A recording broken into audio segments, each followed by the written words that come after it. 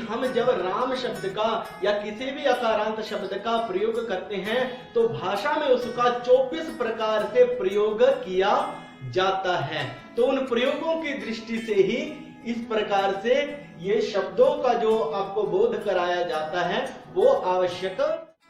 नमो नमः, अहमस्मि डॉक्टर अमनदीप शर्मा, भवतां समेषां स्वागतम। आज हम जिस विषय पे बात करने वाले हैं वो विषय है संस्कृत व्याकरण। जी हाँ, संस्कृत व्याकरण। आपने कई बार कईयों से सुना होगा और स्वयं भी पढ़ा होगा कि संस्कृत में रामः, रामौ, रामः, जब यदि आप कक्षाओं में पढ़े होंगे या पढ़ रहे होंगे तो आपने कई बार इसके बारे में जिक्र जरूर सुना होगा।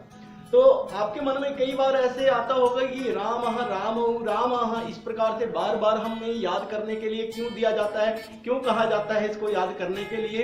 तो आज हम उन्हीं आपके प्रश्नों का समाधान यहाँ देंगे और राम शब्द कैसे याद किया जाता है इसकी आपको विधि भी बताने वाले हैं और इसका प्रयोग किस लिए जरूरी है ये भी हम आपको आज अपनी इस संस्कृत की कक्षा में बताने वाले हैं। तो प्यारे दर्शकों, राम शब्द में प्रवेश करने से पहले या किसी भी प्रकार के अकारांत शब्द में प्रवेश करने से पहले कुछ चीजें हैं जिनके बारे में हमें जानना जरूरी है। एक तो है लिंग के बारे में। अब जैसे वहां पर आता है संस्कृत में पुल्लिंग, स्त्रीलिंग और नपुंसकलिंग। आपने देखा होगा संसार की जितनी भी सारी वस्तुएं हैं उनका वर्गीकरण आप 3 आधारों पर कर सकते हैं। कुछ तो ऐसे होते हैं जो पुरुषवाचक होते हैं तो उनको हम कहते हैं पुल्लिंग। जैसे मान लीजिए लड़का। अब लड़का बोलने से क्या पता लग रहा है कि वो पुरुष है या स्त्री है? तो वो क्या है? वो पुरुष है। तो यदि वो पुरुष है तो उसको हम कहेंगे पुल्लिंग। तो इस प्रकार से मोर है, चिड़िया है। अब देखिए मोर जो है वो है पुल्लिंग क्योंकि वो पुरुषवाचक है, जबकि जो चिड़िया है, चिड़िया शब्द जो है वो कहलाएगा स्त्रीलिंग में क्योंकि वो स्त्री जाति में उसका बोध होता है। तो नपुंसकलिंग क्या हुआ? नपुंसकलिंग का मतलब है जो ना तो पुरुष है और ना ही स्त्री है। जैसे हमारी मेज, हमारी कुर्सी, ये सभी जो वस्तुएं हैं, निर्जीव वस्तुएं जो हैं वो क्या कहलाती हैं? वो कहलाती हैं नपुंसकलिंग। अब बात आती है वचन के बारे में। आपने देखा होगा संस्कृत व्याकरण में एक वचन, द्विवचन और बहुवचन के रूप वहां पर आपको मिलते हैं। जैसे आप राम शब्द को ले लीजिए। राम शब्द में आप उसके एक वचन में रामः बनता है, द्विवचन में रामौ बनता है और बहुवचन में रामाः बनता है। तो ये क्यों बनता है, क्यों इसकी आवश्यकता होती है? ये प्रयोग तो आपने हिंदी में भी देखा है। जैसे लड़का है और यदि बहुत सारे होंगे तो हम क्या बोलेंगे? लड़के हैं। अब लड़का की जगह क्या बन गया? लड़के। बहुवचन में क्या बन गया? लड़के। और है की जगह पर बहुवचन में क्या बन गया? हैं। तो ऐसे ही संस्कृत में यदि एक लड़का है, जैसे मान लीजिए रामः, रामः पठति, राम पढ़ता है। और यदि बहुत सारे राम हैं और उनके नाम राम ही हैं सभी लोगों के और वो पढ़ रहे हैं तो उनको क्या बोलेंगे? रामाः पठन्ति। तब हम ये नहीं बोलेंगे कि रामः पठति, उसकी जगह पर क्या आ जाएगा?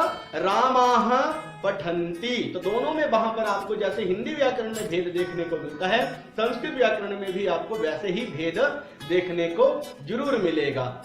परंतु संस्कृत व्याकरण की एक विशेषता है कि इसमें द्विवचन भी है। जी हाँ, इसमें द्विवचन भी आता है जो कि ना तो आपको हिंदी में मिलेगा और ना ही आपको किसी दूसरी भाषा में मिलेगा। ये प्रयोग जो है वो संस्कृत की विशेषता है। इसमें यदि मान लीजिए 2 व्यक्ति होते हैं तो उनके लिए रामः, रामौ का प्रयोग मिलता है। जैसे एकः, द्वौ, तो इसके ऊपर 2 मात्राएं आती हैं और औ इस प्रकार से प्रयोग आपको द्विवचन में अक्सर देखने को मिलता है। तो अब देखते हैं राम शब्द कैसे याद किया जाता है और इसका प्रयोग कैसे होता है। तो आपने अपनी पाठ्य पुस्तकों में कई बार देखा होगा, ऐसे दिया होगा अकारांत राम शब्द। अकारांत मतलब अ है अंत में जिसके, वह राम अंत में आया ना इसके शब्द, उस शब्द को हम बता रहे हैं। तो प्रथमा विभक्ति ही, प्रथमा विभक्ति ही, द्वितीया विभक्ति ही, तृतीया विभक्ति ही, चतुर्थी विभक्ति ही, पंचमी विभक्ति ही, षष्ठी विभक्ति ही, सप्तमी विभक्ति ही संबोधनम। और उसके साथ साथ एक और चीज है, वो है एक वचनम, द्विवचनम और बहुवचनम। तो देखो इसकी आवश्यकता क्यों पड़ी, एक ही राम शब्द के कितने रूप बन गए, तो 7 8 रूप तो ये हैं और ये 3 ये हैं, तो कुल मिला के कितने रूप बन गए, कितने बन गए, 24 रूप इसके यहां पर बन रहे हैं केवल और केवल एक राम शब्द के। देखिए जैसे प्रथमा विभक्ति में कैसे है, उच्चारण कैसे करेंगे, राम, विसर्गे साथ में बोलेंगे, अगर विसर्गे नहीं होंगी तो बोलेंगे राम, और विसर्गे हैं तो क्या बोलेंगे, राम। ध्यान देना है कि प्रथमा विभक्ति एक वचन में राम शब्द में विसर्गे जरूर होती हैं। राम, रामौ, दो विसर्ग, यहाँ पर देखिए 2 मात्राएं हैं और साथ में यही साथ में एक डंडा भी है, तो जिसको औ की मात्रा यहां पर लगी, रामौ। उसके बाद देखिए रामाह, आ की मात्रा के साथ 2 विसर्गे लगी हैं, रामाह। बहुवचन की विशेषता क्या है, राम शब्द के साथ आ जुड़ेगा और उसमें साथ में विसर्गे जुड़ेंगे, रामाह, रामाह। उसके बाद देखिए द्वितीय विभक्ति में रामम, क्या बोलेंगे, रामम। और फिर द्विवचन में, द्वितीय विभक्ति के द्विवचन में भी सेम बनता है, रामौ, रामौ, यहां भी रामौ बन रहा है। अब अंत में यहां देखिए बहुवचन में राम शब्द द्वितीय विभक्ति में बन रहा है, रामान।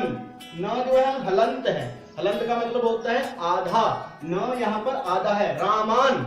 उसके बाद देखिए तृतीय विभक्ति में रामेण, द्विवचन में रामाभ्याम, रामेहि। यहां पर ध्यान देने वाली बात है, रामेहि, म के साथ 2 मात्राएं आएंगी, ए की मात्रा आएगी और साथ में विसर्गे आएंगी। तृतीय विभक्ति बहुवचन में रामेहि। अकारांत शब्दों में ये ध्यान देने वाली बात होती है, रामेहि। चतुर्थी विभक्ति में क्या बनता है, रामाय। चतुर्थी विभक्ति में क्या बनता है, फिर से बोलेंगे, रामाय। फिर देखिए द्विवचन में रामाभ्याम, राम शब्द था तो यहां बन रहा है रामाभ्याम। और यहां पर देखिए चतुर्थी विभक्ति के बहुवचन में रामेभ्यः, राम शब्द से क्या बन रहा है चतुर्थी बहुवचन में, रामेभ्यः। और पंचमी देखिए रामात, चतुर्थी में बन रहा है रामाय। बहुत सारे बच्चे यहां पर गलती करते हैं, वो रामात को ऊपर ले जाते हैं और रामाय को नीचे ले आते हैं पंचमी में, तो यहां पर इसको ध्यान रखना है आपने। चतुर्थी में बनता है रामाय, पंचमी में बनता है रामात। तो रामात, रामाभ्याम, रामेभ्यः एक जैसा बनता है आगे, तो ये दोनों रूप। उसके बाद षष्ठी विभक्ति देखिए, षष्ठी विभक्ति में बन रहा है रामस्य, रामस्य, बालकस्य, नरस्य, देवस्य।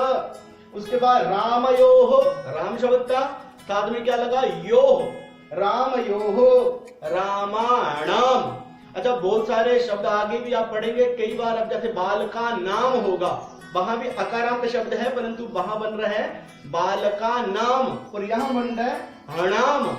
न और ण में ये भेद क्यों आता है, ये आता है र और श इत्यादि यदि वर्ण होते हैं तो वहां पर न के स्थान पर हण आता है। उसके बाद देखिए सप्तमी विभक्ति में रामे, बने, वृक्षे, बालके, इस प्रकार से एक ही मात्रा आ जाती है, राम शब्द के साथ बन जाता है रामे। उसके बाद देखिए सप्तमी विभक्ति का द्विवचन जो है वो भी षष्ठी विभक्ति के द्विवचन की तरह बन रहा है। जैसे यहाँ बन रहा है रामयोः, यहाँ भी बना रामयोः। और बहुवचन में देखिए क्या बन रहा है, रामेषु, रामेषु। और देखिए संबोधनम, संबोधनम क्या होता है, जब आप किसी को संबोधित करते हैं, बुलाते हैं, अरे राम, अरे भाई, किसी को ऐसे बुलाते हैं तो उसको कहते हैं संबोधनम। तो ये बन गया हे राम। आपने कईयों को सुना होगा क्या बोलते हैं, हे राम, तो वहां हे राम नहीं बोलते, क्या बोलते हैं, हे राम। तो वहां पर विसर्गों का लोप हो जाता है और ये संबोधन का चिन्ह होता है, ये ध्यान में रखना है। हे रामौ, हे रामौ वैसे रहेगा जैसे यहाँ पर एक वचन द्विवचन में रहा है रामौ, यहाँ हे लगाना, हे रामौ। बहुवचन में देखिए हे रामाह, जैसे यहाँ रामाह, बस हे लगाना है और रामाह करना है और आपका जो रूप है वो पूरा हो जाता है। तो हमें अपनी परीक्षा करनी है। अपनी परीक्षा कैसे करेंगे, जैसे हमने राम शब्द लिया था वैसे ही राम शब्द को लेकर और शब्द जो अकारांत कहलाते हैं वो आपने लेने हैं। जैसे बानर शब्द है, नर शब्द है, सिंह शब्द है और मरकट शब्द है, या किसी के नाम है जैसे मैंने आपको बताया सुरेश, मोहन, सोहन, गिरीश, या जितने भी नाम, कोई सा भी नाम, आपका नाम भी यदि अकारांत है तो उसको ले लीजिए और उसको आपको राम शब्द की तरह प्रयोग करना है।